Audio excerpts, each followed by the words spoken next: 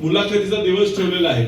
आपल्या प्रत्येक इच्छुक उमेदवाराला वाटतंय की आपण सोबत आपल्या सर्व कार्यकर्त्यांना घेऊन यावं, पण सगळ्यांना मी विनंती करतो, उद्या बैठक मुलाखतीची आहे. फक्त मुलाखत ही उमेदवाराचीच घेतली जाईल आणि पहिल्यांदा ही आपण नवीन पद्धत करतोय की दोन्ही प्रमुख पक्ष आणि जमलं तर इतर सहयोगी पक्षाला एकत्रित मुलाखतीचा कार्यक्रम उद्या होणार आहे.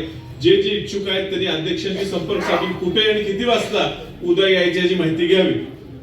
एक संघपणे आपण ह्या ठिकाणी जातोय, कारण जी जातीवादी शक्ती या महाराष्ट्रात आता राज्य करते, देशावर राज्य करते, त्याला पराभूत करायची जबाबदारी, देशात पराभूत करायची जबाबदारी, राज्यात पराभूत करायची जबाबदारी ही आपल्यावर आहे. सुरुवात सांगलीने केली पाहिजे. स्वातंत्र्य लढाईत वसंतदादांनी सुरुवात केली, देश स्वतंत्र झाला.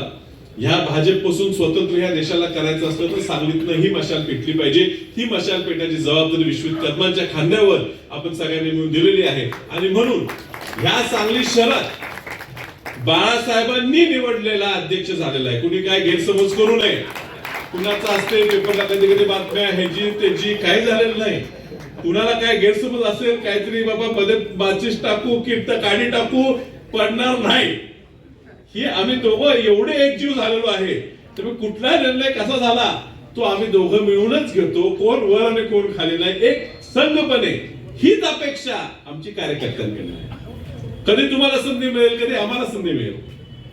मंगेश चव्हाण शेजारी बसले, ते इच्छुक होते, पण राजेश नाईक अध्यक्ष झाले, ते त्यांना स्वतः अध्यक्ष झाल्याचा आनंद त्यांना झाला. करीमभाई मिस्त्र झाला, नायकडू झाला, जमादार स्थान झाला, सगळ्यांना झाला, मीडिया ओपन झाला. ही काँग्रेस आपण एकत्रित पुढे न्यायची आहे आणि त्यामुळे तुम्हाला सगळ्यांना विनंती आहे, खालीपर्यंत उमेदवारी एकाला मिळेल, 3 लोक नाराज होतील. आज सत्तेत जाणं गरजेचं आहे. हा जिल्हा, हे शहर हे काँग्रेसच्या विचाराचं आहे हे दाखवण्याची गरज आहे. म्हणून आपण एक संघ आलेलो आहे. राजेश नाईक, तुम्हाला ही खूप मोठी संधी ह्या ठिकाणी.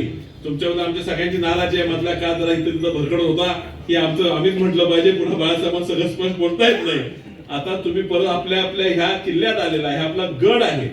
हा खन भागात आपली काँग्रेस कमिटी आहे. तुम्ही ह्या भागातले आहात आणि ही आपला बालेकिल्ला आहे आणि त्यामुळे ह्या बालेकिल्ल्यात तुम्ही बसून ह्या महापालिकेवर झेंडा काँग्रेसचा लावायची जबाबदारी तुमच्यावर आहे.